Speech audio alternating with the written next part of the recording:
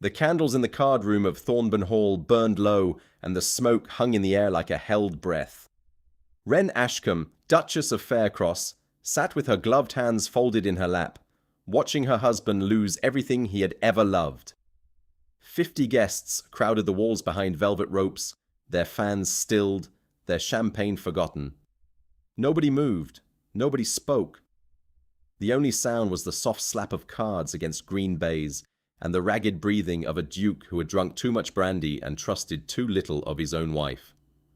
Outside, rain tapped against the tall windows, and somewhere a clock ticked toward midnight with the patience of something that already knew how the night would end.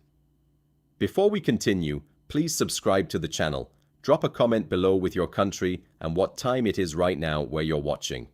Whether it's sunrise in Nairobi, midnight in New York, afternoon in Canada, or evening in France, I want to know.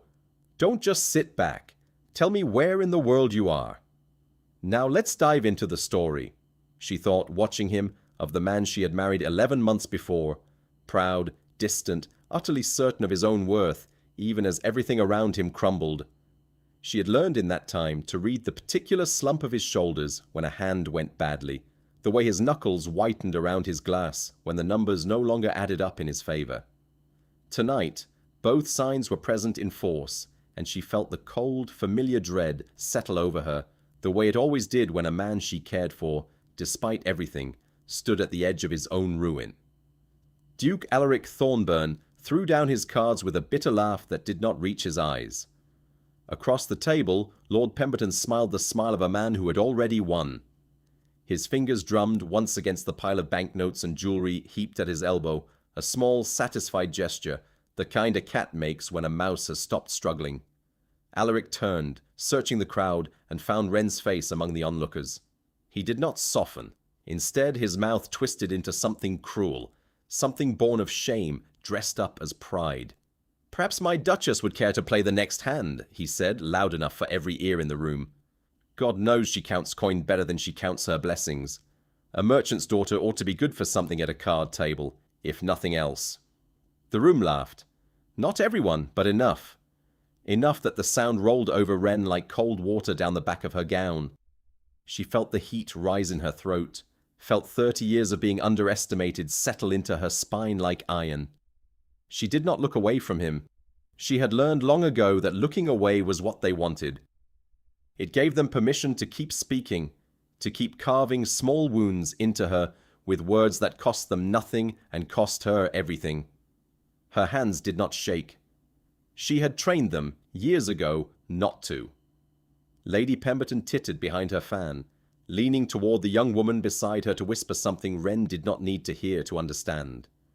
Somewhere near the fireplace, old Lord Cathmore murmured to his companion that the Duke had married beneath himself and was only now discovering the cost of it. Wren heard every word. She had always heard every word. It was the one skill nobody in this glittering room had ever bothered to notice she possessed. They saw a quiet woman in blue silk. They did not see the girl who had once memorized 40 names and 40 tells before her 10th birthday, because her father's life had depended on her doing so. What none of them knew, what Alaric himself had never once asked, was that Wren Ashcombe had grown up above a card room, not below one. Her father had dealt hands in the back rooms of Bristol taverns for 11 years before a debt collector's knife ended his life on a rain-soaked dock. She had learned to read a man's hands before she had learned to read her letters. She had learned to count cards before she had learned to curtsy. She had watched her father lose everything twice and rebuild it from nothing. And she had promised herself, kneeling beside his cooling body at 14 years old, that she would never again stand by and watch someone she loved be ruined for the sake of pride. She rose from her chair. The silk of her gown whispered against the floor, the only sound in a room gone utterly silent. She walked toward the table where her husband sat with the deed too. Faircross Manor already lost, where the last of his mother's jewels sat in a velvet pouch beside Pemberton's elbow, where everything the Thornburn family had built across 4 generations now teetered on the edge of a single green table. Every step felt longer than the last, and yet she did not hesitate, did not falter, did not once let her eyes drop to the floor the way the room seemed to expect of her. "Deal the cards, my lord," Wren said quietly, and something in her voice made the laughter in the room die all at once. Alaric's eyes met hers, and for the first time that night, she saw something flicker behind his contempt. Something that looked almost like fear. Pemberton's smile did not falter, but his fingers stilled against the pile of winnings, as though some animal instinct had finally, belatedly, warned him that the mouse in the room was not the one he had assumed it to be. She stopped beside the empty chair at the table and looked down at her husband. Really looked at him, the way she had not allowed herself to in months. His collar was loosened, his eyes were rimmed red from brandy and sleeplessness, and beneath the ruin of the evening she could still see traces of the frightened boy who had inherited a title he never asked for and a debt he could not outrun. She felt no pity for the man who had mocked her tonight. She felt something colder and more useful than pity. She felt certainty. "Your Grace," Pemberton said smoothly, rising halfway from his chair with the practiced courtesy of a man who had ruined a dozen families and never once lost his manners while doing it. "Surely you do not mean to trouble yourself with a gentleman's game. This is no place for a lady's delicate nerves." Wren settled into the chair without waiting for permission, arranging her skirts with the same unhurried calm she had once watched her father use to unsettle far more dangerous men than a titled gambler in a borrowed waistcoat. "My nerves, my lord, have survived a great deal more than a card table," she said, meeting his eyes directly, something few women in that room had ever dared to do with a man of his reputation. "I suggest you concern yourself with your own hand, and leave the matter of my nerves entirely to me." A ripple of surprised murmurs moved through the crowd, quickly hushed as Alaric raised a hand for silence, his expression unreadable, caught somewhere between humiliation and a dawning, dangerous curiosity about the wife he had spent a year refusing to truly see. The candlelight caught the edge of the deck as the footman set it before her, and Wren felt, for one strange suspended moment, the whole weight of the room pressing down on her narrow shoulders. The whispers, the fans, the disbelief, her mother-in-law's cold fury somewhere behind her, her husband's confusion just beside her. She did not let any of it show on her face. She thought instead of her father's hands, steady and sure even when the men across the table carried knives beneath their coats, and she let that memory settle into her own fingers as she reached, at last, for the cards.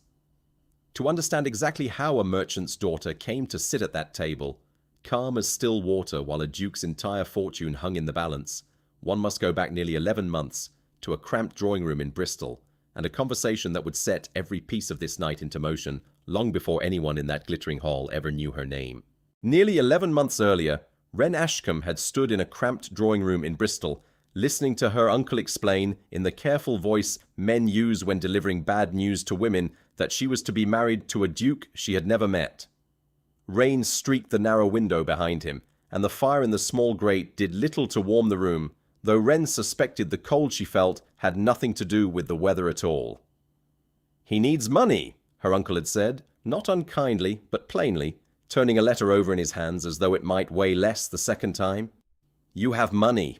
Your father left you more than either of us expected, God rest him. The Duke of Faircross needs a fortune to save his estate from his late brother's debts, and your dowry is large enough to matter. It is not romantic, Wren, but it is real, and real is worth more than romantic in this world." He said it the way a man says something he has already decided is true, hoping the saying of it will make it easier to bear. Wren had not cried. She had learned not to cry in front of people who could use it against her. She had simply asked one question. Does he know where the money comes from? Her uncle had looked away, and that was answer enough.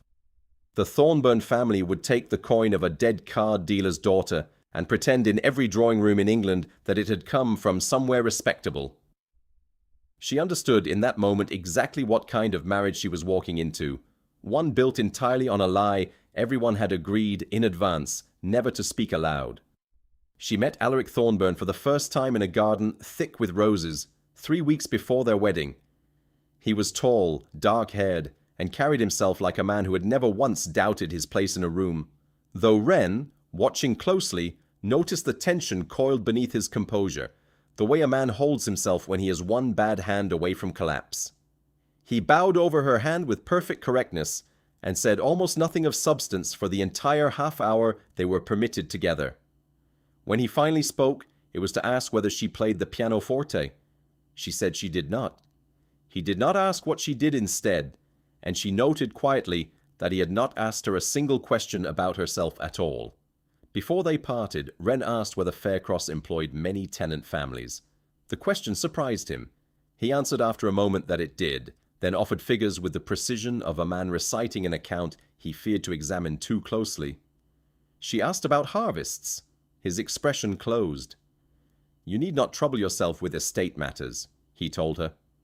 "They are tedious." Wren lowered her eyes so he would not see the small flare of irritation. "I have never found numbers tedious." He mistook the answer for politeness. That was the first of many times he would mistake restraint for ignorance. Her sisters, both younger, had wept with envy when the news of the match arrived, imagining silk gowns and grand balls, imagining a fairy tale that Wren already understood, with the clear-eyed practicality her father had instilled in her, would be nothing of the sort. She had packed her single trunk without romantic illusion, carrying with her only what mattered. A handful of practical dresses, her mother's old Bible, and wrapped carefully at the bottom beneath a worn shawl, the one possession she would never willingly part with. She noticed things about him that he did not intend to show. The tightness around his eyes when her uncle mentioned money.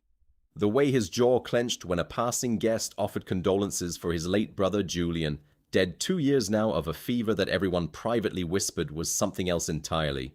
A duel, perhaps, or a debt collector grown impatient. The Duke was drowning, and marrying her was the only rope within reach, though he clearly resented the shape of the rope, even as his hand closed around it. Their wedding was small and cold, held in the family chapel at Faircross under a grey November sky. Alaric spoke his vows without looking at her. His mother, the Dowager Duchess Evelina, stood at the front pew with a face carved from marble and did not once smile. Wren understood, standing there in her borrowed lace, that she hadn't married into a family. She had married into a transaction, and everyone in the chapel knew the exact price that had been paid, though none of them would ever say the sum, aloud in polite company. The ceremony contained no obvious cruelty, which somehow made its chill more complete. The chaplain spoke of unity, while the bride and groom stood separated by inches that felt like miles. Wren's sisters cried softly in the second pew. Her uncle stared fixedly at the altar. The Dowager Duchess examined Wren's lace as though searching for evidence of counterfeit workmanship. When the ring slid onto Wren's finger, Alaric's hand was warm and steady, and for one brief second his thumb touched her knuckle with accidental gentleness. Then the moment vanished. He released her hand, and the rest of the service proceeded with the solemn efficiency of a legal transfer.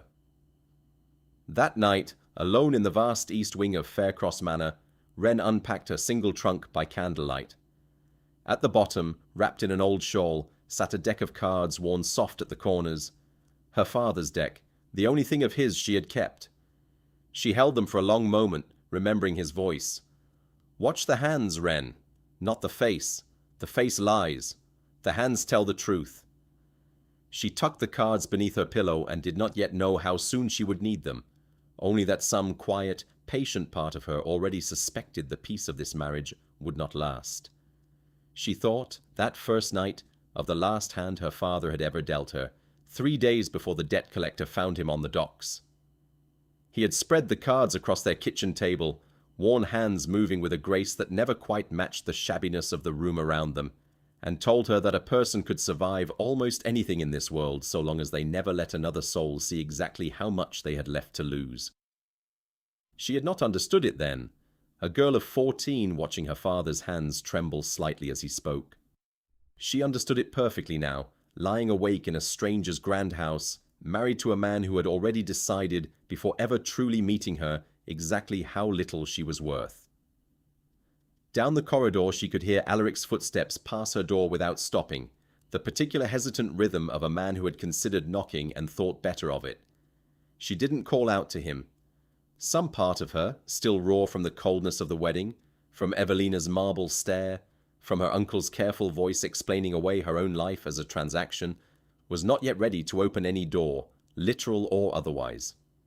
She lay in the dark and listened to the old house settle around her, unfamiliar creaks and sighs in walls that had sheltered 4 generations of Thornburns and had never once, in all that time, sheltered anyone quite like her. She rose before dawn, as she always had in her uncle's house, and dressed herself without ringing for a maid, unused still to the idea that other hands might do for her what her own had always managed perfectly well. Standing at the tall window as the sky lightened over the misty parkland, she made herself a quiet promise, the same kind of promise she had made kneeling beside her father's body years before. She would not disappear inside this marriage the way everyone in this house seemed to expect of her. Whatever Faircross required of her in the months ahead, she intended to meet it with open eyes, exactly as she had told her mother she would on the night before her wedding, though there had been no mother left alive to hear the words, only the memory of one, and the promise she had made to herself instead. That first morning she found the estate chapel unlocked and empty. She sat in the last pew rather than the family seat and allowed herself 5 minutes of grief. For her father, for the mother whose advice she could only imagine, and for the ordinary future that had disappeared when the marriage settlement was signed. Then she stood. Mourning could have a place in her life, but it would not have dominion over it. When she returned to the house, servants were beginning to stir, and the eastern sky had turned pearl grey. Wren asked for the household accounts after breakfast. The housekeeper nearly dropped her keys. The first month at Faircross taught Wren the shape of her new prison. It was beautiful.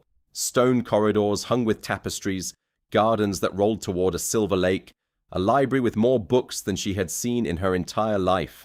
But it was a prison all the same, and its bars were made of other people's opinions, invisible and unbreakable, tightening a little more with every passing week. The servants, initially cautious, began to revise their opinions in small increments. She thanked footmen by name. She noticed when the scullery maid burned her wrist and sent salve without turning the kindness into a performance. She asked the cook what winter provisions would cost if grain prices rose again. These were ordinary acts, but at Faircross they registered as peculiarities because the Dowager Duchess believed hierarchy worked best when those below were visible only when needed. Wren did not challenge that belief openly. She simply behaved differently, and difference, repeated daily, proved more disruptive than argument. The Dowager Duchess Evelina ran the household like a general running a siege, and she made her feelings about the new Duchess plain within the first week. "You will not embarrass this family," Evelina said over breakfast one grey morning, not looking up from her correspondence. "You will learn to speak less and smile more. You will not mention your father. You will not mention Bristol. You will simply exist, quietly, as decoration, until you have given my son an heir. That is the whole of your purpose here." She said it the way one recites a rule long since memorized, certain no one would ever dare question it.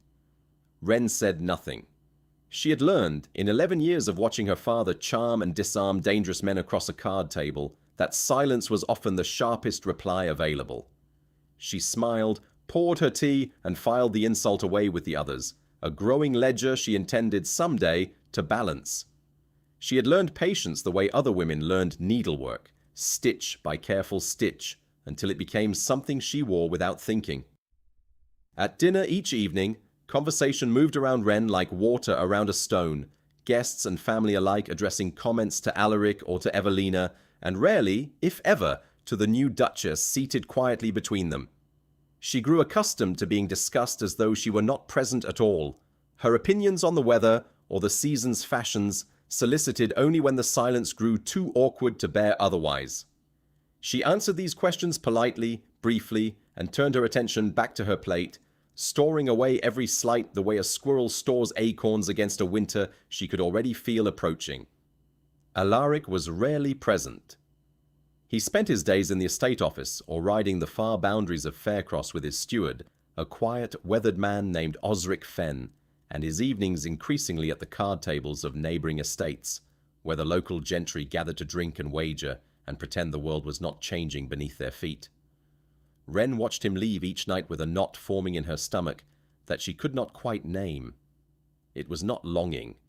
It was something closer to dread, the particular dread of watching a man walk toward a cliff edge he refused to admit was there. She began exploring the house alone, and it was Osric Fenn who first treated her as though she possessed a mind worth speaking to. She found him one afternoon hunched over the estate ledgers, muttering about a shortfall he could not account for, and before she had quite decided to speak, she had already pointed out the error in his columns, a transposed figure 3 pages back that had thrown the entire quarter's accounting into confusion. Fenn blinked at the page, then at her, then back at the page, as though checking that the numbers had not somehow rearranged themselves on their own. Fenn stared at her with an expression she would come to know well over the following months. Surprise, quickly followed by something like respect. "Your Grace," he said slowly, "where did you learn figures like that?" Wren considered lying. She considered the safe, expected answer. Instead, for the first time since arriving at Faircross, she told a small piece of the truth. "My father kept books for a living, Mr. Fenn. Numbers were the one honest thing in our house." Fenn didn't press further that day, but something between them shifted, quiet and permanent, like a door, left unlocked. Their first real conversation lasted nearly an hour. Wren asked why 2 sets of figures in the tenant ledger failed to agree. Fenn explained that one represented contracted rents, and the other what could realistically be collected after the previous winter's flooding. She asked which families were most exposed, what repairs had been delayed, and whether any unused timber remained on the northern acreage. By the end, Fenn had stopped addressing every answer through the filter of what he assumed a Duchess might understand. He simply told her the truth. That change in his voice mattered to Wren more than any compliment she had received since arriving. From that afternoon forward, Fenn began finding small reasons to seek her opinion. A disputed boundary line, a tenant's request for an extension on his rent, the wisdom of repairing one roof before another. Wren answered each question carefully, aware that every correct judgment she offered was another brick laid in a foundation she was building without anyone in the main house realizing the structure was even underway. Fenn, for his part, never once mentioned these conversations to Evelina, and Wren understood, without needing to ask, that she had found her first true ally beneath that vast and unwelcoming roof.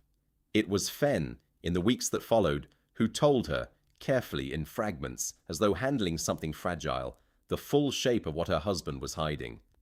Julian Thornburn, the late elder brother, had not died of fever.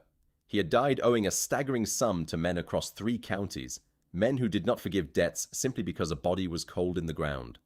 Alaric had inherited the title, the estate, and a debt so large it threatened to swallow both. Her dowry had bought them time. It had not bought them safety, and the closer she looked, the more Wren understood exactly how little time remained. The brothers' debts explained only part of the decay. Years of concealment had produced its own expense. Repairs were postponed because admitting the need for them suggested weakness. Tenants were pressed for rents because creditors were pressing the Duke. Household bills were paid late, causing suppliers to raise prices. Shame, Wren realized, had become an economic system. Each attempt to hide the problem made the problem more expensive. She began to understand Alaric's inheritance as something larger than debt. He had inherited a family habit of protecting appearances even when appearances threatened the thing they were meant to protect. Fenn showed her the western fields one grey afternoon, riding beside her at a respectful distance while he explained what the tenants dared not say aloud to the Duke himself. 2 cottages needed new roofs before winter, a drainage ditch had gone unrepaired for 3 years, and the wages owed to the estate's smallest households had fallen further behind with each passing quarter. "His Grace is not a cruel man, Your Grace," Fenn said carefully, guiding his horse around a fallen branch. "He's a frightened one, and frightened men often look cruel from a distance, when really they are only drowning where nobody can see the water." Wren said nothing for a long while, watching the grey clouds gather over the hills, filing his words away beside everything else she had learned. That evening, she sat alone in the library long after the household had gone to bed, a single candle burning low beside a stack of estate correspondence Fenn had quietly left within her reach. She read every letter twice, cross-referencing names and figures the way her father had once taught her to cross-reference the faces around a card table, searching always for the pattern beneath the surface. By the time the candle guttered out, she understood Faircross's finances better than anyone in the house, including, she suspected, the Duke himself, and the understanding settled into her like a plan she had not yet chosen to name. Wren found the letters by accident, tucked behind a false panel in the estate office desk, while searching for a missing ledger. She should have stopped reading after the first line. She did not. The paper was thin and much handled, creased from being folded and unfolded too many times by hands that could not decide whether to burn it or keep it. The false panel yielded not one bundle but 3, tied separately with black ribbon and arranged by date. The earliest letters were formal reminders. The later ones sharpened into threats disguised as courtesy. Interest had doubled, then doubled again. Properties were listed as security in handwriting Wren recognized as Alaric's. One letter referred obliquely to gaming losses incurred by his brother before his death, another to notes Alaric had signed afterward to prevent scandal. Wren read slowly, resisting the urge to rush toward the worst conclusion. Her father had taught her that fear made people miscount. She would not miscount now. The letters were from a man named Josiah Rook, a moneylender with an address in London and a reputation, Fenn later confirmed, for collecting debts through means that rarely appeared in any court record. Julian Thornburn had borrowed heavily from Rook, and upon Julian's death, the debt had transferred as debts do to the new Duke. Alaric had been paying it down in secret installments, bleeding the estate dry in pieces so small his mother would not notice, terrified that if society learned the truth, Faircross would collapse entirely under the weight of its own shame. Wren sat with the letters for a long time in the fading afternoon light, understanding at last why her husband looked at her the way he did. Not with contempt exactly, though contempt was the mask he wore, but with something closer to shame. He had married her money and resented her for it in the same breath, because every time he looked at her, he saw the debt he could not pay on his own. It was, she realized, a particular kind of cruelty men rarely noticed in themselves, punishing the person who had rescued them, simply because being rescued felt like a wound. She imagined the easiest response: let the Duke fail, preserve her own funds, and leave everyone who had despised her to confront the consequences of that contempt. The fantasy lasted less than a minute. Faircross was not only Alaric and Evelina, it was cooks, grooms, tenant farmers, widows, children, and labourers who had no part in the family's pride, yet would pay first if the estate collapsed. Responsibility, inconveniently, had already attached itself to her. She could resent the marriage and still refuse to let innocent people become collateral to it. She thought for a moment of simply saying nothing at all, of folding the letters back behind their false panel and continuing on as she had before, quietly managing what she could through Fenn and asking no dangerous questions. But she had not survived her own childhood by looking away from hard truths, and she was not about to start now, in a house far grander than any she had known, simply because the truth here wore a title and a fine coat. That evening she waited for him in the drawing room, the letters folded in her lap. When he entered, brandy already on his breath, she did not soften her approach. "I know about Josiah Rook," she said. "I know about Julian's debts. I know you have been paying them from Faircross's income instead of telling your own wife the truth." The color drained from his face so quickly she almost pitied him. Almost. Alaric's face went white, then red. "You had no right to search my desk." "I had no right to marry a man who lied to me at the altar either," Wren replied, "and yet here we are." The silence between them stretched taut as a drawn bow. She expected fury. Instead, something in him seemed to crack, just slightly, like ice under early spring sun.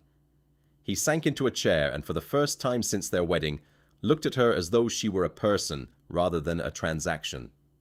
When he spoke of his brother, the story came unevenly. There had been charming promises, secret loans, nights in London, wagers made under other men's names, and finally obligations so large that exposing them would have destroyed the family's reputation along with its finances. Alaric had signed new notes to protect his widowed mother from the knowledge and to preserve the dignity of a dead man who could no longer suffer consequences. "I thought I could contain it," he said. Wren glanced at the hidden letters. "Secrets do not stay contained merely because we close a drawer." He flinched because both of them knew she was speaking about more than paper. "I did not want you to know," he admitted, his voice rough.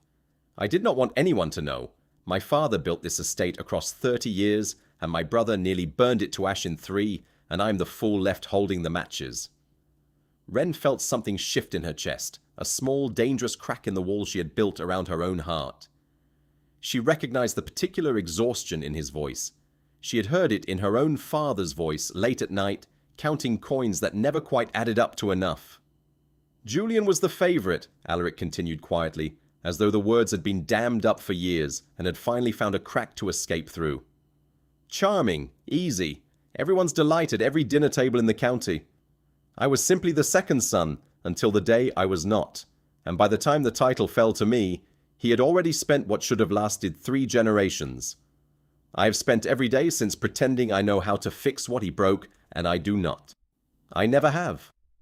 It was, Ren realized, the first entirely honest thing he had said to her since the day they met. I can help you, she said quietly. I know cards, Alaric. I know men who play them. I know how debts like this are made, and I know how they can be unmade. He looked at her as though she had spoken a foreign language. You are a duchess, he said, half laughing, half despairing. Duchesses do not sit at card tables settling debts like tavern sharps. Ren's jaw tightened. Then perhaps, she said, rising, it is time this duchess reminded you what she was before she became one. He did not answer. He simply stared into his empty glass as though it might refill itself with a better explanation than the one he had, and Ren watched him a moment longer, waiting for some sign that her words had truly reached him. None came.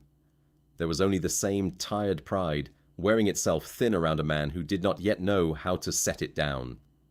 You would rather drown quietly, she said softly, almost to herself, than let anyone see you reach for a hand that might actually pull you out.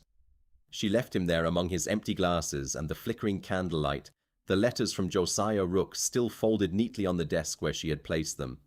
A silent accusation he would have to face again in the morning, whether he wished to or not. Walking back through the darkened corridors toward her chambers, she found herself, unexpectedly, thinking not of her anger, but of the boy he must once have been, before his father died and his brother ruined everything, and the weight of an entire family name settled onto shoulders too young to carry it. It did not excuse him. It simply made the whole tragedy a little harder to hate cleanly, and that, more than anything, frightened her. He did not take her offer seriously. That was the wound that festered longest, sharper even than his mother's cruelty, sharper than the whispers that followed her through every ballroom in the county.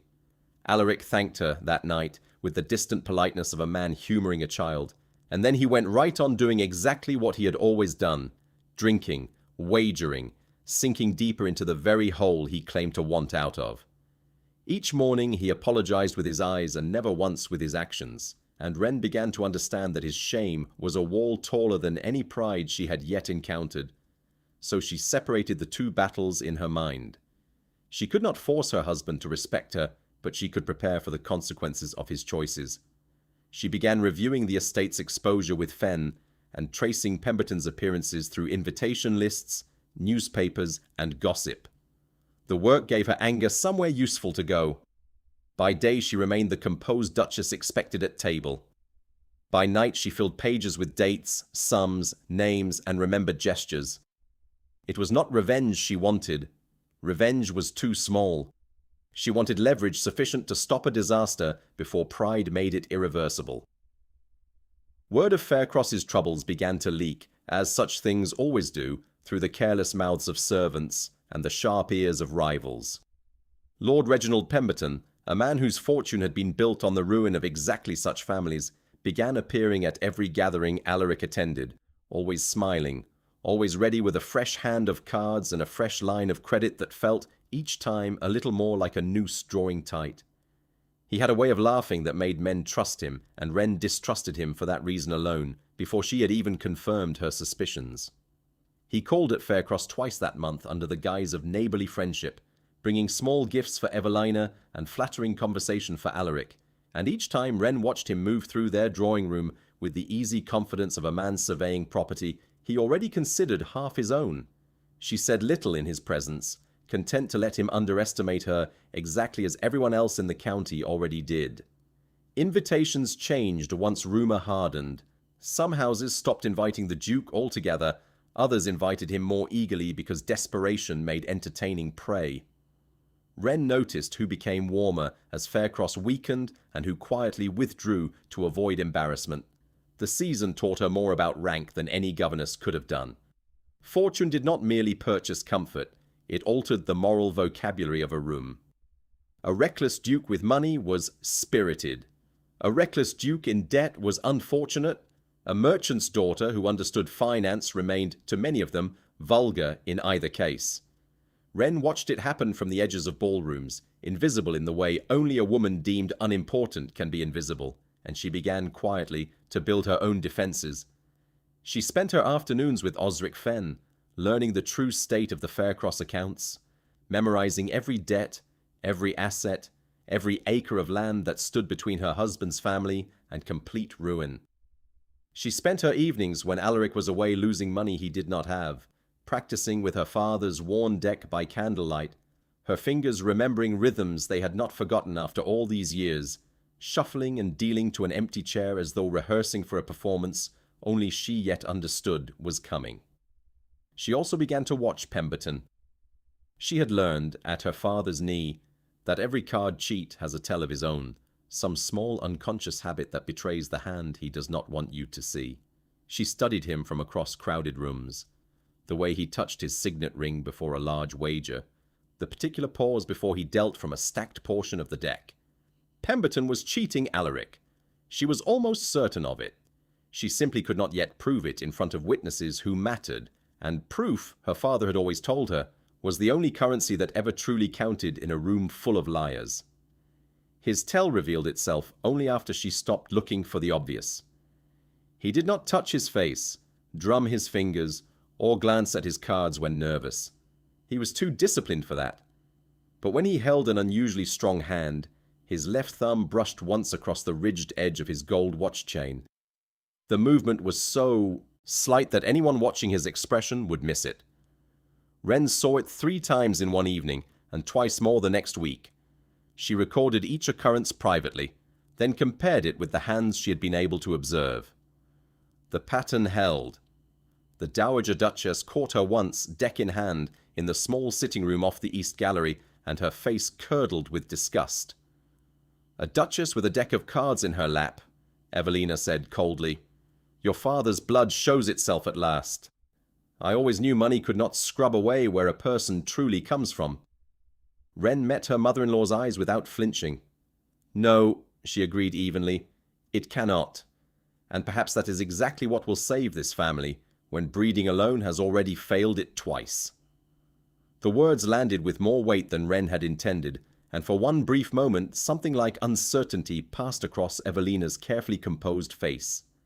Evelina had no answer for that, and swept from the room in a fury of silk and indignation. Wren sat alone afterward, the cards cool beneath her fingers, and allowed herself, for one private moment, to feel the sting of every insult she had swallowed since arriving at Faircross. Then she straightened her spine, gathered the deck, and returned to her practice. She was not simply preparing to survive her marriage anymore. She was preparing for war, and somewhere deep beneath her calm exterior, a small, steady flame had begun to burn that no amount of cold silence from this family would ever fully extinguish again. She began, in those weeks, to keep her own private accounting of Pemberton's habits, a small notebook hidden inside the lining of her sewing basket where no curious servant would think to look. She recorded which hand he favored when he was bluffing, how many seconds he paused before raising a wager he did not truly believe in, the particular way he cleared his throat when a hand had genuinely surprised him. Piece by piece, hand by hand, she built a portrait of the man far more complete than anything he had ever revealed to the friends who called him charming. Fenn helped where he could, quietly gathering rumors from stable boys and tavern keepers across the county, small fragments that meant nothing on their own, but, gathered together, began to form the outline of a pattern too consistent to be coincidence. 3 families ruined in a decade, all at private tables, all among men too proud to accuse a gentleman without proof they did not possess. Wren understood, reading Fenn's careful notes by candlelight, that she was not simply trying to save her husband's pride. She was trying to stop a man who had made a quiet, comfortable career out of other families' destruction, and that understanding hardened something in her that had, until then, remained soft. One rain-soaked afternoon, she rode into the village alone, against Evelina's express wishes, and sat quietly in the corner of the small public house where the Pemberton estate's former groundskeeper now nursed his ail and his grievances in equal measure. He had been dismissed without wages 2 years before, he told her bitterly, after daring to question a debt his own master claimed he owed. It took little encouragement for him to speak further, and by the time Wren rode back through the gates of Faircross that evening, soaked through and shivering, she carried with her one more thread in the growing net she intended eventually to draw closed around Reginald Pemberton entirely. The publican pretended not to recognize her beneath the plain cloak and bonnet, which was kind of him. Wren ordered tea she barely touched and listened. Men who would never speak freely in a drawing-room spoke readily after the second mug of ale. She heard of a baronet who had sold 2 farms after a private game, of a cavalry officer who vanished to the continent, and of a young heir whose mother still insisted his losses had been impossible. Different names, different counties, the same opponent. Wren kept her gaze lowered and let the story assemble itself around her. The night everything nearly broke came 3 weeks later at a dinner hosted by the Pembertons in a hall lit gold with 100 candles. Alaric arrived already several glasses deep into his own misery, and Wren watched, helpless, as Reginald Pemberton steered him toward the card-room with the easy patience of a hunter who has already chosen his ground. The music from the ballroom drifted faintly through the corridor, absurdly cheerful against the tension coiling tighter with every step they took. Wren knew before the first course ended that Alaric had come determined to lose himself. He laughed too loudly at a story he had heard before, drank before his glass was empty, and avoided every attempt she made to catch his eye. Pemberton was patient. He did not mention cards until dessert, and when he finally did, he made the suggestion sound like relief from a tedious evening rather than the opening move of a practiced attack. Wren watched Alaric accept with the grim eagerness of a man who believed one extraordinary win could erase months of ordinary failure. She followed at a careful distance, close enough to watch, too far to intervene without causing a scene that would only humiliate them both further. The stakes that night began modestly, small sums, friendly wagers among gentlemen. But Pemberton was patient, and patience is the sharpest weapon a predator owns. Hand by hand, laugh by easy laugh, he drew Alaric deeper until the wagers on the table stopped being about coin at all and started being about pride. Wren stood near the doorway, her fan still, watching the color rise in her husband's face with every hand he lost.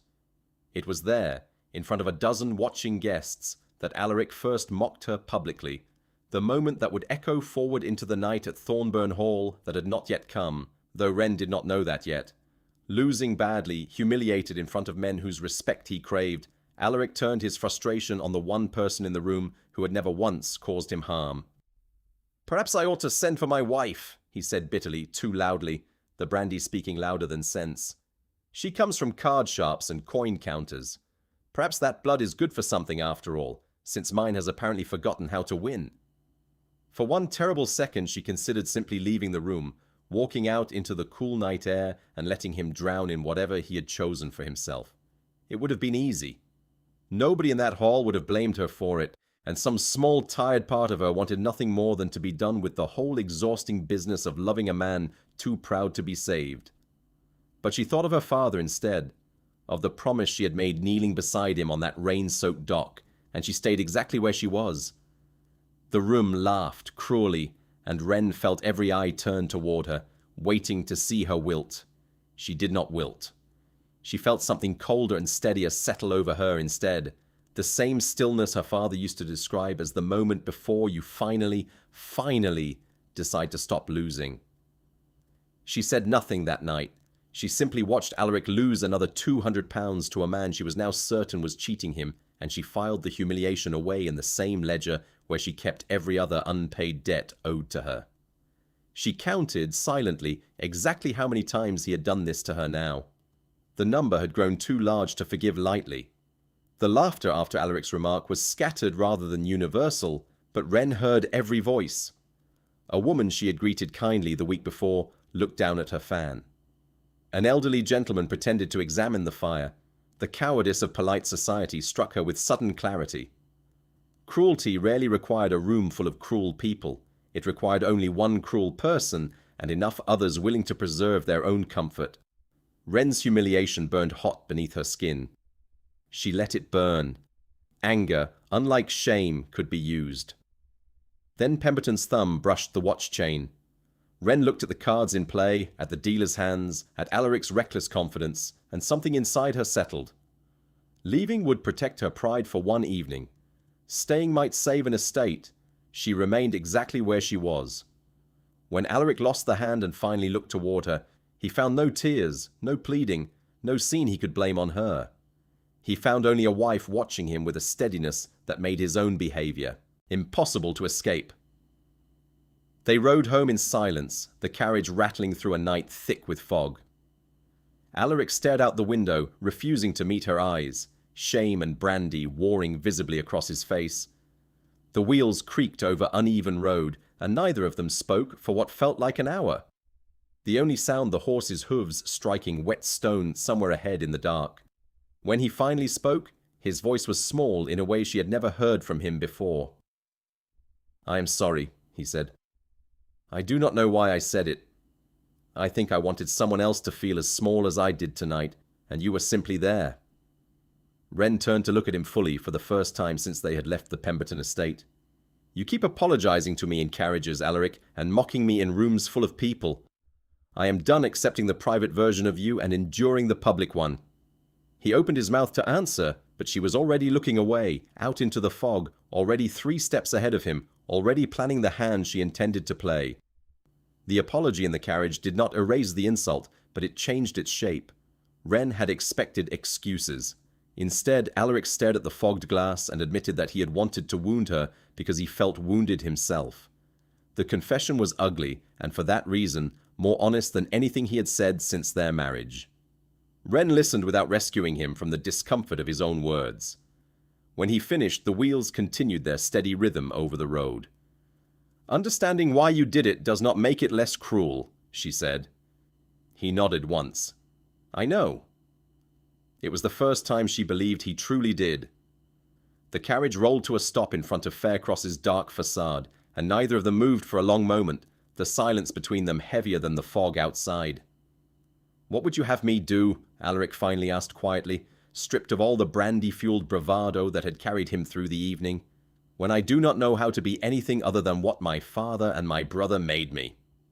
Wren studied his face in the dim carriage light, searching for the lie she half expected to find there, and found instead something rawer and more honest than she had seen from him since their wedding day. "You could start," she said, "by asking me a single question about myself that is not about my dowry." He looked at her for a long moment, and something in his expression shifted, the beginning of a question forming behind his eyes that he did not yet have the courage to voice. He said nothing more that night, but when he handed her down from the carriage, his fingers lingered against hers a moment longer than courtesy required, and Wren, walking into the dark house ahead of him, allowed herself to wonder, just briefly, whether there might be more than debt and duty waiting for them both on the other side of everything still to come. That fragile, uncertain warmth did not last. By the following week, Alaric was once again riding out most evenings toward Pemberton's estate, drawn back by a debt that had, if anything, grown larger, and by a pride that could not yet accept the idea of his own wife pulling him free of it. Wren watched him go each night with a tightening in her chest that had nothing to do with fondness and everything to do with dread, understanding now, with growing certainty, that whatever rescue was coming for Faircross would have to happen on a night when Alaric himself was too far gone in his own despair to refuse it. When Wren learned he had returned to Pemberton's table, she did not confront him immediately. That was new. Earlier in the marriage she had still believed the right words, delivered calmly enough, could change another person's choices. Now she understood that information was useful only to someone willing to receive it. She redirected her energy toward evidence. The decision felt colder than anger, but it was also cleaner. If Alaric insisted upon approaching the cliff, she would stop begging him to notice the edge and begin building a barrier he could not argue away. Osric Fenn confirmed what Wren had suspected within a fortnight. Pemberton's valet, a nervous young man named Corrin, who owed Fenn a debt of his own kindness from years before, admitted quietly, over a mug of ale in the Faircross stables, that his master kept a second deck. Cards marked along the edges with a code invisible to any eye that did not know to look for it. Pemberton had ruined at least 3 other families this way across the past decade, always at private tables, always among men too proud to accuse a fellow gentleman of cheating without absolute proof. Corin's hands had trembled around his mug as he spoke, a man clearly terrified of what confessing such a thing might cost him.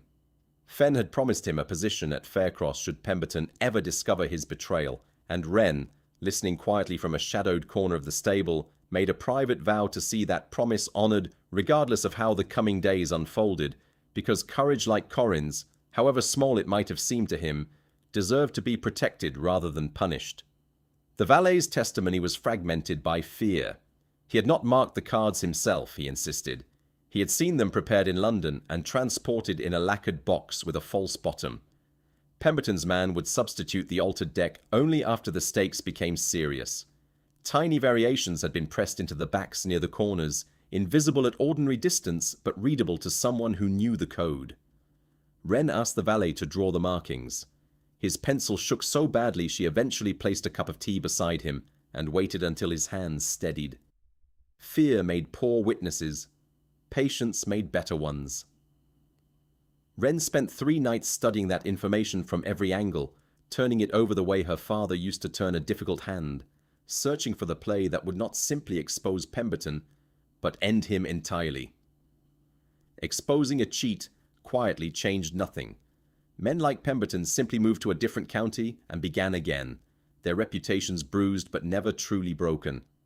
She needed something louder. She needed a stage, a room full of witnesses who mattered, and a moment Pemberton could not slip away from, not this time, not ever again. That opportunity arrived in the form of an invitation to a grand card evening at Thornburn Hall itself, hosted in a bitter twist by Alaric, who had agreed in a moment of desperate pride to a single enormous wager against Pemberton meant to recover everything he had already lost. The stakes, when Wren finally learned their full shape from a horrified Osric Fenn, made her blood run cold. Alaric had wagered the deed to Faircross Manor itself, staking the entire history of his family on a single night's hand of cards against a man she now knew, beyond any doubt, to be a cheat. She confronted him the night before the game, finding him alone in the estate office surrounded by empty glasses and unopened correspondence. "You would gamble away 4 generations of your family's home," she said, "to save your pride from one man's smile." Alaric didn't deny it. "I have nothing left to lose," he said hollowly. "Pemberton owns half of what we are already. I thought perhaps one bold stroke might win it back before the truth destroys us both anyway." His eyes were hollow, rimmed with exhaustion, the eyes of a man who had stopped believing in his own future. Alaric tried first to dismiss the evening as a social obligation. Wren answered by naming the amounts he had already lost. He denied one figure, then fell silent when she produced a copy of the note. The room seemed to shrink around them. "Do you know what frightens me?" she asked. "Not that you may lose Faircross. That is terrible, but property can be lost. What frightens me is that you would rather destroy what generations built than allow your wife to stand beside you while you save it." The words landed harder than accusation because they were true. "You never once thought to ask me," Wren said, and for the first time in their marriage, her voice cracked. Not with weakness, but with the exhaustion of being endlessly overlooked by a man who claimed to need saving. "You would rather lose everything by your own hand than admit that your wife, the merchant's daughter you have mocked in every ballroom in this county, might actually know how to win." Alaric said nothing, because there was, for once, nothing he could honestly say in his own defense. The silence between them was heavier than any words could have been. She left him there among his empty glasses and returned to her chambers, where her father's deck waited beneath her pillow exactly where it always did. She lifted it, felt the familiar worn softness of the cards against her palm, and made a decision that would carry her, the following night, straight into the middle of the card room at Thornburn Hall, straight into the moment the story had already shown. Alaric's cruel invitation, the crowd's cold laughter, and her own quiet rise from her chair to take her place at the table. Whatever happened tomorrow, she resolved, it would happen on her terms, not his. She sent for Fenn before dawn, and together they laid out every piece they had gathered. Corin's testimony, the pattern of Pemberton's ruined families, the location of the marked deck he kept sewn into the lining of his card case. Fenn listened to her plan in silence, his weathered face growing graver with every detail, until finally he set down his tea and looked at her with something close to awe. "Your Grace," he said slowly, "I have served this family for 20 years, and I have never once seen anyone move against a man like Pemberton with this much precision. Your father, whoever he was, taught you well." Wren allowed herself, for the first time in months, a small and genuine smile. "He taught me the only thing he had left to give," she said. "How to survive men who believe themselves untouchable." The plan they formed depended on restraint. Wren would not accuse Pemberton until the altered deck was physically present and the magistrate could witness its recovery. The valet would remain among the servants until summoned. Fenn would watch the doors to prevent anyone from removing evidence. A fresh deck, purchased that morning from a stationer in another town, would remain sealed beneath the magistrate's eye. Wren repeated each step until every uncertainty had an answer. This was the discipline her father had tried inconsistently to teach her. Never wager on courage when preparation will do. Before Fenn left, he paused beside the door. "Your Grace, if this goes badly, they will blame you." Wren looked at the cards arranged on the table. "They already blame me for being here." Fenn's expression softened. She continued, "If I am to be condemned, I would prefer it be for something I actually chose." He bowed, not with the automatic deference of a servant, but with the grave respect of an ally. After he left, Wren sat alone until dawn brightened the curtains, feeling fear at last. Courage, she decided, was simply fear that had been given instructions.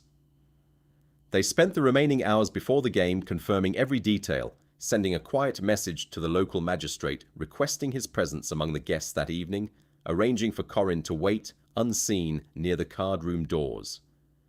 By the time the sun rose over Faircross's eastern fields, Wren had not slept, but she had never in her life felt more awake, every piece of the plan settling into place with the same clean certainty she remembered from watching her father work a room full of dangerous men and walk out the winner every single time. Evelina found her in the breakfast room that morning, pale from the sleepless night but composed, and something in her daughter-in-law's stillness must have alarmed the old woman, because for the first time in their entire acquaintance, she asked a question instead of issuing a command. "What are you planning, girl?" she said, not unkindly. Wren met her eyes steadily. "I am planning to save this family, Your Grace," she said, "in the only way I have ever known how. Tonight, I would ask that you simply watch and reserve your judgment until the final card has fallen."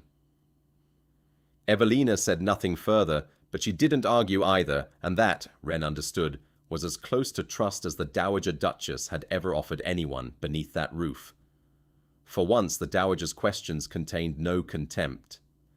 She wanted to know whether Wren intended to humiliate the Duke publicly. Wren answered that Alaric had arranged most of that work himself. Evelina flinched. Then, after a long silence, she asked whether Wren could truly beat Pemberton.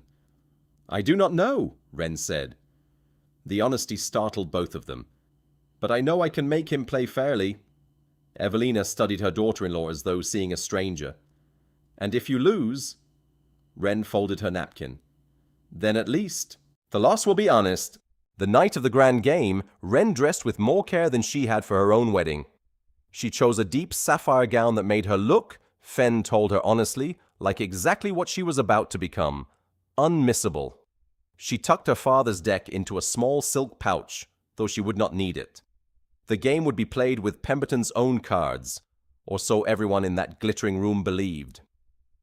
Her maid fastened the last clasp at her wrist with trembling fingers, sensing, without being told, that something enormous was about to unfold beneath this roof.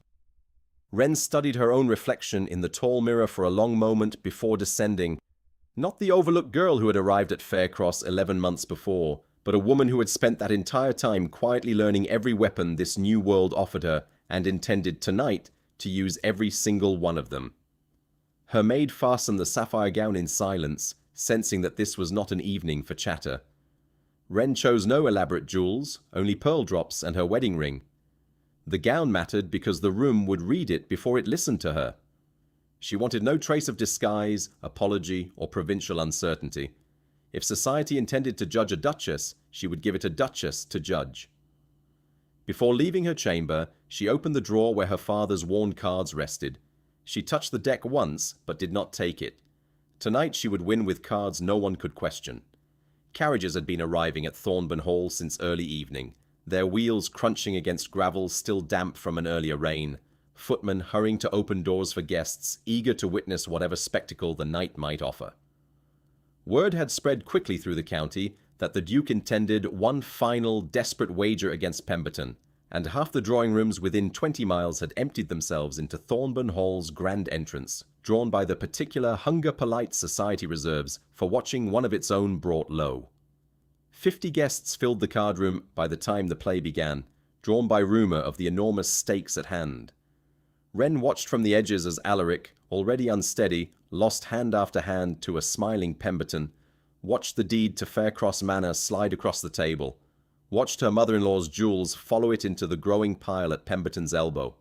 Evelina stood rigid near the fireplace, her face a mask of controlled horror, watching decades of family history disappear across a single green table one hand at a time.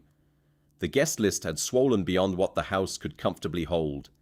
News of Alaric's proposed wager had spread, attracting men who loved risk, women who loved scandal, and several people who loved Faircross enough to be afraid for it.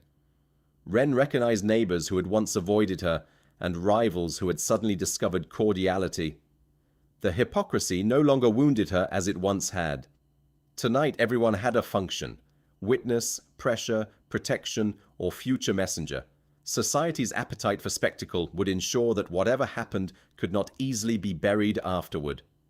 Wren watched every mocking word Alaric threw at her land exactly where he intended it to land, and she let it land, because she needed the entire room believing, completely, that she was nothing more than a humiliated wife about to be humiliated further. It cost her something to stand there and absorb it, to let the laughter wash over her one final time, but she had learned long ago that the best hand is often the one your opponent never sees coming.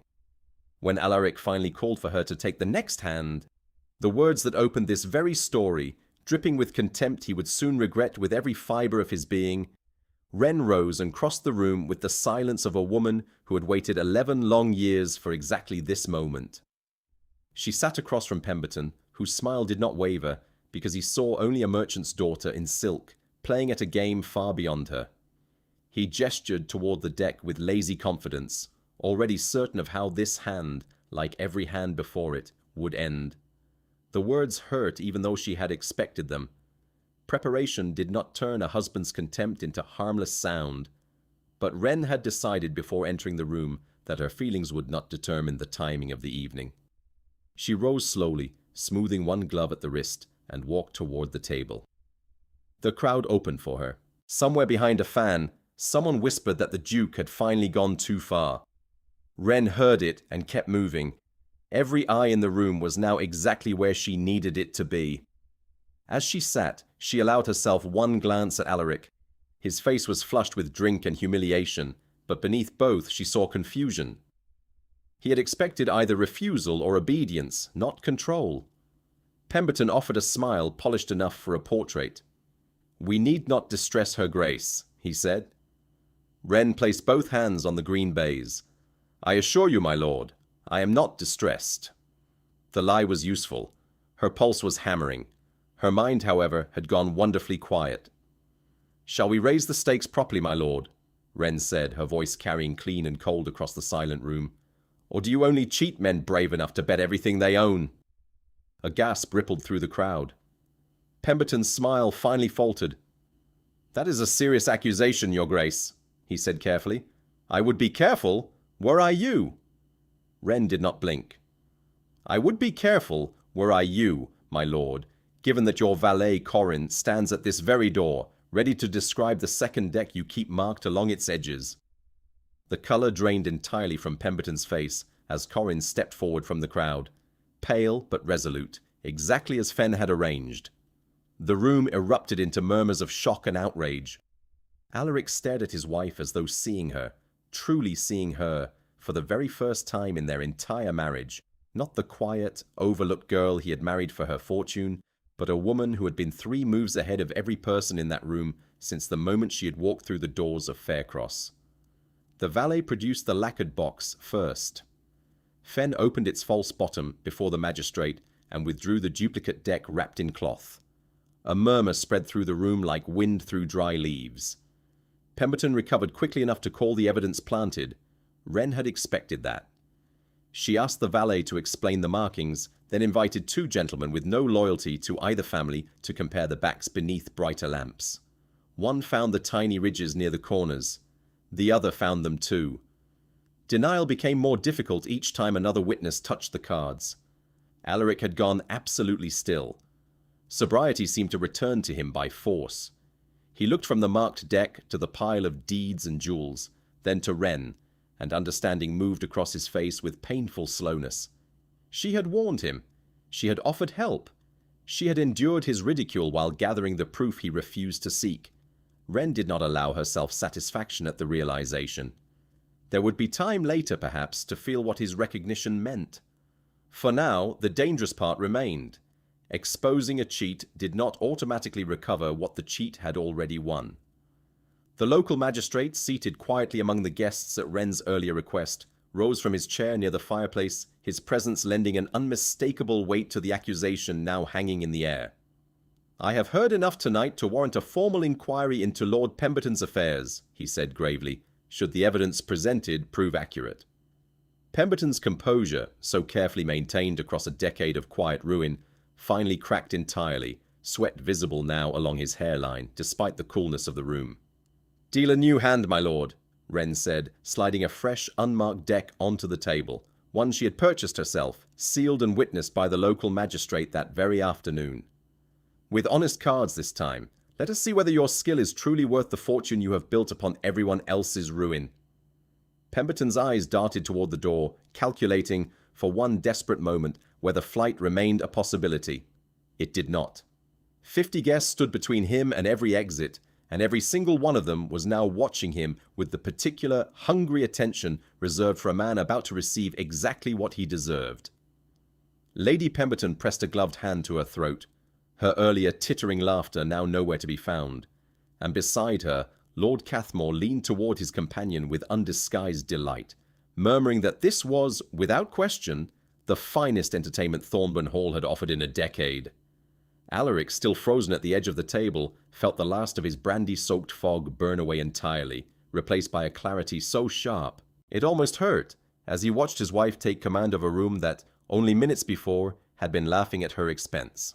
Pemberton had no honorable way left to refuse, not in front of 50 witnesses and a valet prepared to swear testimony. He sat back down, sweat beading at his temple, and Wren began at last to deal. The hand that followed would be spoken of in county drawing rooms for years afterward, told and retold until it grew into something closer to legend. She played with a stillness that unnerved the entire room, her father's lessons rising through her fingers as naturally as breath. The early hands were small. Wren let him establish rhythm, let him believe he could still intimidate her with speed. He won twice, she won once. Then she folded a hand she might have contested and saw satisfaction flicker in his eyes. Good, she thought. Let him believe caution was fear.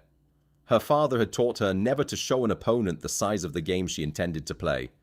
Around them, guests shifted and whispered, but the table itself seemed to narrow until only cards, breath, and hands remained.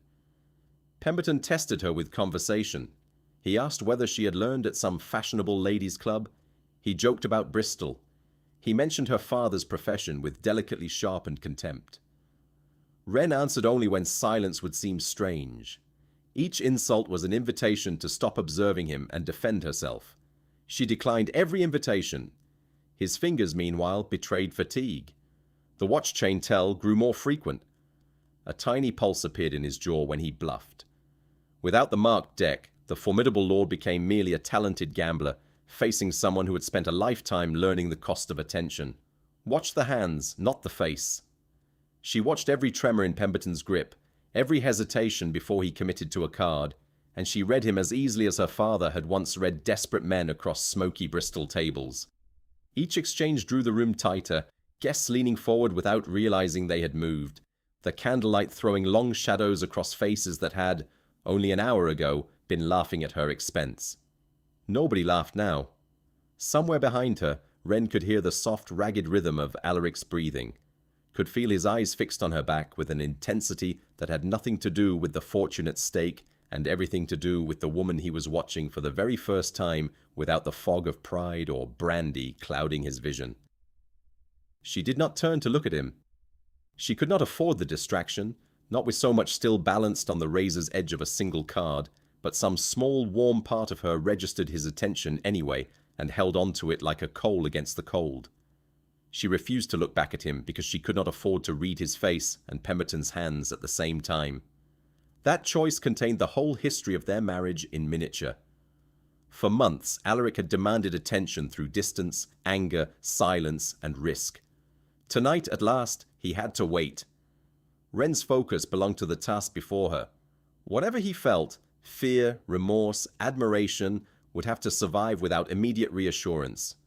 Perhaps, she thought, that was another form of equality, allowing a man to carry his own emotions while a woman finished the work. Pemberton fought hard, drawing on decades of practiced skill, even without his marked deck to save him, and for a long, terrible stretch, the outcome hung genuinely uncertain. The room held its breath through every exchange. Alaric stood frozen at the edge of the table, unable to look away from the wife he had spent months underestimating, watching her dismantle a man twice her age and infinitely more experienced, hand by patient hand. His mother stood beside him, her composure finally, entirely gone, one gloved hand pressed to her lips. The longest hand lasted nearly 20 minutes. Twice Ren considered withdrawing. The visible card suggested one set of odds. Pemberton's behavior suggested another. She calculated what remained unseen, remembered which ranks had already passed, and waited. Sweat gathered beneath her gloves. Across the room someone dropped a glass and nobody turned. Alaric's breathing was audible behind her. Ren thought suddenly of the kitchen table of her childhood, of her father's knuckles, of counting beans by lamplight while rain rattled a poorer roof. The memory steadied her more effectively than courage. When Pemberton raised the stake, Ren matched it. His thumb touched the watch chain. Strong hand. Not invincible, she told herself. Strong. She forced herself to separate those ideas. The ability to distinguish danger from certainty had kept her alive through grief, poverty, and this marriage. She would not abandon it now. She drew one card, saw what it was, and felt no triumph. Only a profound stillness. The game had turned. The final wager came down to everything: the deed to Faircross, the dowager's jewels, and, at Pemberton's own furious insistence, the deed to his own considerable estate, wagered in a desperate bid to recover his losses in a single stroke. Ren accepted without hesitation, because she had already counted every card that remained, had already calculated with the cold precision her father had drilled into her since childhood exactly what Pemberton could not possibly hold in his hand. It was not luck. It had never once been luck. Every card she had played across the last hour had been chosen with the same cold clarity her father had once used to feed his own children through 11 lean years in Bristol, and she felt, laying down that final card, not triumph exactly, but something quieter and more permanent, the sense of a debt, long overdue, finally being paid in full. The deed to Pemberton's estate changed the room. Until then, some guests had treated the contest as scandalous entertainment. Now, even the most frivolous understood that two houses, hundreds of tenants, family inheritances, and reputations stood behind the rectangles of pasteboard in Ren's hands. The magistrate asked both players whether they understood the wager. Pemberton answered too quickly. Ren answered after looking once toward Fenn. He gave the smallest nod. Faircross's records were secure. The witnesses were present. There would be no ambiguity afterward. Alaric whispered her name. Ren did not turn. She knew what he wanted to say because she had wanted to hear it for months. Stop. It is too much. You do not have to carry this for me. But he had waited until she was the only person capable of doing so. Love, if they ever found it, would have to begin with that truth rather than hide from it. She placed her final stake and met Pemberton's eyes. Your move, my lord. She laid her cards down slowly, one at a time, and the room went utterly silent as the final card, the one that sealed Pemberton's ruin completely, settled onto the green baize. For a moment, nobody moved. Then the room exploded into noise, gasps and murmurs, and one loud, disbelieving laugh from old Lord Cathmore, who had spent the entire evening waiting to see the Duke humiliated, and instead witnessed something far stranger and far better. Somewhere near the doors, a footman nearly dropped his tray of empty glasses. The first card produced no reaction. The second made Pemberton's mouth tighten. By the third, several spectators had understood. The fourth turned Lady Pemberton visibly pale. Wren held the last card for one heartbeat longer, not for drama, but because her fingers had begun to tremble and she refused to let anyone see it. Then she set it down. The hand was complete. Pemberton's fortune, his confidence, and the illusion of his invincibility ended in the same soft sound of card against cloth. For a few seconds, Wren heard nothing. The room moved without sound, mouths opening, heads turning, Alaric gripping the back of a chair. Then noise returned all at once. Pemberton demanded another examination. The magistrate refused. Someone laughed in disbelief. A woman began crying. Wren remained seated because standing seemed suddenly impossible. Victory felt nothing like the stories promised. There was no burst of joy, only exhaustion, and the strange emptiness that follows the end of a danger one has carried too long. Pemberton sat frozen, staring at the cards as though they might rearrange themselves if he simply refused to accept what they showed. "This is impossible," he whispered. "Not impossible," Wren said quietly, gathering the deed to Faircross Manor back into her own hands with steady fingers. "Simply mathematics, my lord.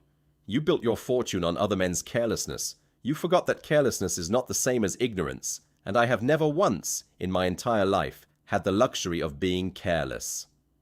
The magistrate stepped forward to formally record the wager's outcome, his quills scratching across parchment in the sudden hush, while Pemberton sat motionless, the ruin of his own making finally completely visible to every person who had once called him friend.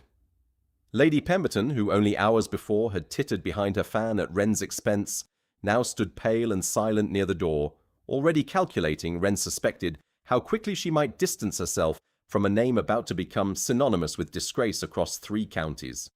Wren insisted that each recovered deed be listed aloud before it was returned. The formality seemed excessive until the magistrate understood her reasoning. Nothing about the night would depend upon memory. Faircross Manor, the Western acreage, the Dowager's jewels, 2 investment notes, a parcel of woodland. Each item was recorded, witnessed, and physically separated from Pemberton's remaining papers. Only then did Wren allow herself to touch the velvet pouch containing the family jewels. Evelina's breath broke behind her, a small sound that carried more gratitude than the older woman was yet capable of saying. Alaric crossed the room in 3 long strides and knelt beside her chair, his pride, at last, entirely and publicly broken. "Wren," he said, and it was the first time he had spoken her given name in front of witnesses since their wedding day. The room watched, transfixed, as the Duke of Faircross looked up at the wife he had mocked and humiliated for months, and found at last that he could not find a single word adequate to the moment. Somewhere behind them, old Lord Cathmore began, quietly at first and then with unmistakable warmth, to applaud, and one by one, guest by guest, the rest of the room followed, until the card room at Thornburn Hall rang with the sound of 50 people honouring a woman they had dismissed as nothing at all only 1 hour before. His kneeling shocked her more than Pemberton's defeat. Alaric had built his entire adult life around refusing visible weakness, yet now he lowered himself before 50 witnesses without apparently noticing any of them. His face had lost its colour. "I should have listened," he said. The words were too small for what had happened and exactly right, because no grander sentence could repair it. Wren looked down at him and felt anger, tenderness, fatigue, and grief arrive together. She would not mistake his humiliation for transformation, but she would remember that, at last, he had chosen truth over appearance. She answered quietly enough that only those nearest could hear. "Stand up. This is not about making you small." His eyes lifted to hers. "It is about whether you can learn to stand beside me." For once he did not defend himself. He rose. That obedience, freely given, mattered more than the kneeling. Behind them, the magistrate began directing constables and witnesses, and the machinery of consequence finally turned toward the man who had spent years arranging consequences for everyone else. Constables arrived within the hour, summoned quietly by the magistrate, and Pemberton was escorted from Thornburn Hall in full view of the very society that had once fawned over his invitations, his face ashen, his protest trailing uselessly behind him into the night. Evelina watched from the doorway, her expression unreadable, and when Wren finally rose from the card table, her father's deed and her mother-in-law's jewels, both restored to the family that had so recently mocked her worth, the Dowager Duchess said nothing at all. She simply inclined her head, the smallest possible gesture, and it was, from a woman like Evelina, an admission louder than any spoken apology could ever have been. The days that followed unravelled everything Faircross had once pretended to be. Pemberton's cheating became the talk of 3 counties within a week, his estate seized to cover debts he could no longer deny, his invitations quietly withdrawn from every drawing room that had once welcomed him. Justice, when it finally arrived exactly the way Wren's father had always promised it eventually would. Slowly, and then all at once. Corrin, freed from his old master's shadow, took a modest position in the Faircross stables at Fenn's recommendation, and never once regretted the courage it had cost him.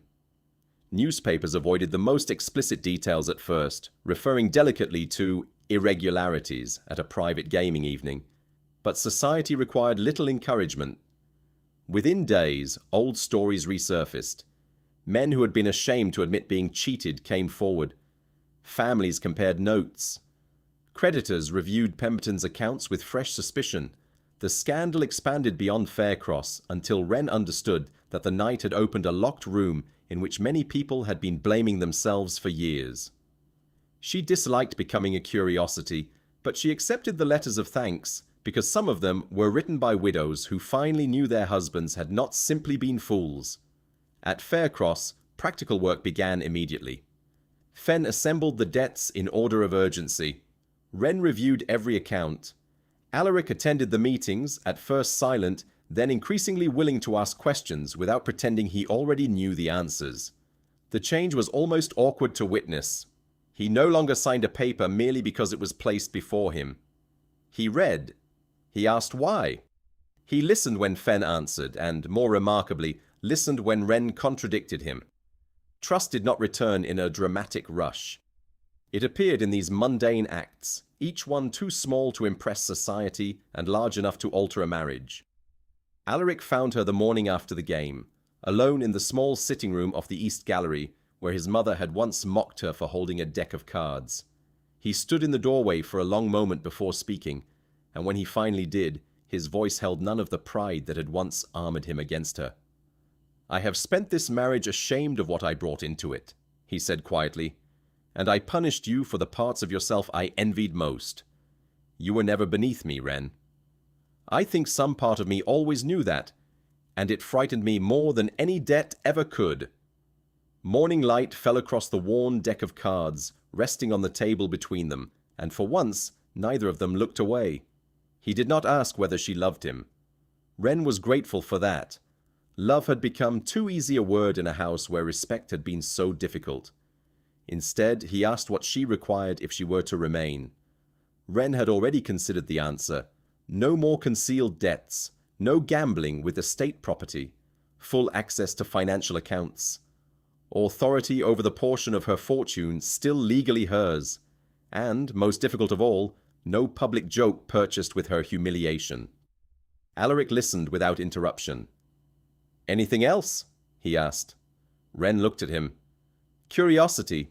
You might occasionally ask who your wife is." A faint, painful smile crossed his face. "I would like to begin now, if you permit it." So she told him one thing he did not know. That she hated violets, despite the bouquets he had ordered for her twice, because someone had told him ladies preferred them. The absurdity of it surprised a laugh from him. Wren nearly laughed too. The moment did not absolve him, and neither pretended otherwise. But it was the first conversation of their marriage in which neither money nor duty stood between them. Wren set down her father's deck and studied him for a long moment, weighing his words the way she weighed everything, carefully, without illusion. "I did not marry you for love, Alaric," she said finally. "I did not expect it, and I did not ask for it. But I will not spend the rest of my life being someone's secret shame, dressed up in silk and paraded out only when it is convenient." Alaric crossed the room and knelt before her a second time, this time with no audience at all to witness it. "Then let me spend the rest of it, earning something better than convenience," he said. "Let me earn your trust, properly, the way I should have from the very first day." The Dowager Duchess Evelina, to everyone's genuine astonishment, was the one who changed most visibly in the months that followed. She began appearing, quietly at first, in the estate office beside Wren and Fenn, watching the accounts balance for the first time in years, watching her son's estate steady itself under the very hands she had once dismissed as unworthy of a duchess's attention. She never fully apologized. Pride like hers rarely bends that far, but she began, slowly, to call Wren by her given name instead of the Duchess, and that, from a woman like Evelina, was its own quiet confession, worth more than any formal apology could ever have been. Her transformation began with criticism. She entered the estate office one morning to complain that Wren had reduced the winter entertainment budget and remained long enough to discover why. Roof repairs, drainage, seed grain, and medical assistance for 2 tenant families were listed where floral arrangements and imported wines had once been. Evelina read the page twice. "Your figures are severe," she said. "They are accurate," Wren replied. The older woman left without another word. The following week, she returned with records from the Dower House and asked stiffly whether Wren would examine them. Respect between them never became sentimental. Evelina did not apologize elegantly because elegance had always been her preferred method of avoiding apology. Instead, she began sending Wren information before decisions were made. She corrected guests who referred to the Duchess as the merchant girl. Once, at dinner, an old acquaintance made a joke about card dealers. Evelina set down her fork and said, "I have lately discovered that useful knowledge may come from places one has been foolish enough to despise." Wren looked at her across the table. Nothing more was said, but the old wound shifted. Faircross Manor was saved, its debts cleared entirely within the year, its tenants' cottages repaired for the first time in a decade, its ledgers balanced by a duchess who had once been told, in that very house, that her only purpose was to exist quietly and smile. Wren did not exist quietly. She sat in the estate office 3 mornings a week, her father's deck resting in a small glass case upon the desk. A reminder to everyone who entered that the woman who had saved Faircross had done it not despite where she came from, but entirely because of it. Tenants who had once bowed nervously to the Dowager now greeted Wren by name, warmly, without a trace of the old fear that had haunted the estate for years. The recovery did not make them suddenly rich. It made recovery possible. Wren and Fenn spent the following year turning rescued property into stability rather than celebration. They refinanced what remained, sold unproductive holdings, repaired cottages before redecorating salons, and restored drainage before commissioning new carriages. Alaric agreed to every priority, even when it embarrassed him to acknowledge how long the work had been neglected. The estate's improvement became visible first in unromantic places: dry floors, sound roofs, stocked coal sheds, wages paid on time. Wren preferred those signs to any ballroom applause. Osric Fenn remained at Faircross for the rest of his working life, and it became something of a quiet tradition, in later years, for him to tell the story of that night to new stable hands and kitchen maids, always ending the same way, with the same words: that he had once watched a duchess dismantle a cheat and save an entire estate with nothing but patience, memory, and a worn deck of cards that had belonged to a Bristol card dealer. Nobody in that grand house had ever thought to respect until it was far too late for them not to. Word of the Duchess who had outplayed a cheat and saved her husband's estate travelled well beyond the borders of the county, and Wren found herself, in the months that followed, receiving quiet letters from other women in similarly desperate marriages, asking carefully how she had done it, how she had found the courage to sit down at a table everyone expected her to lose.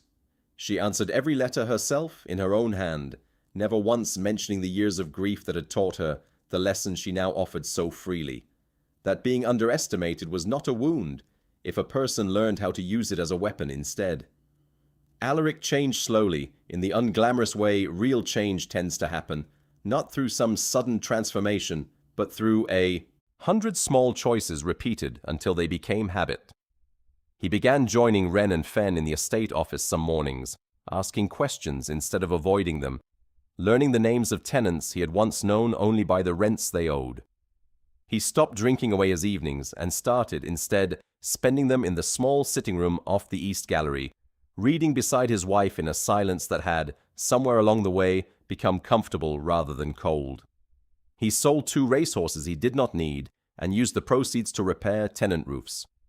He declined invitations to high-stakes games without announcing the virtue of doing so.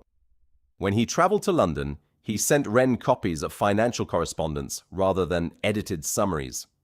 The first time he disagreed with her over a lease, he argued the matter on its merits and stopped when she proved him wrong. She noticed that more than flowers would have impressed her. He was learning that partnership did not require his defeat. There were failures. Once, during an argument over household expenses, he said, "My estate," with the old possessive sharpness. The room went still. He closed his eyes, exhaled, and corrected himself. "Our responsibility." Wren accepted the correction, not because the mistake did not matter, but because repair mattered too. Change, she discovered, was less like winning a hand than tending an estate. Repetitive, unglamorous, vulnerable to weather, and made real only by what one did after the first good intention had faded. On a warm evening the following spring, Alaric found her in the garden where they had first met, and he did not bow over her hand with careful correctness this time.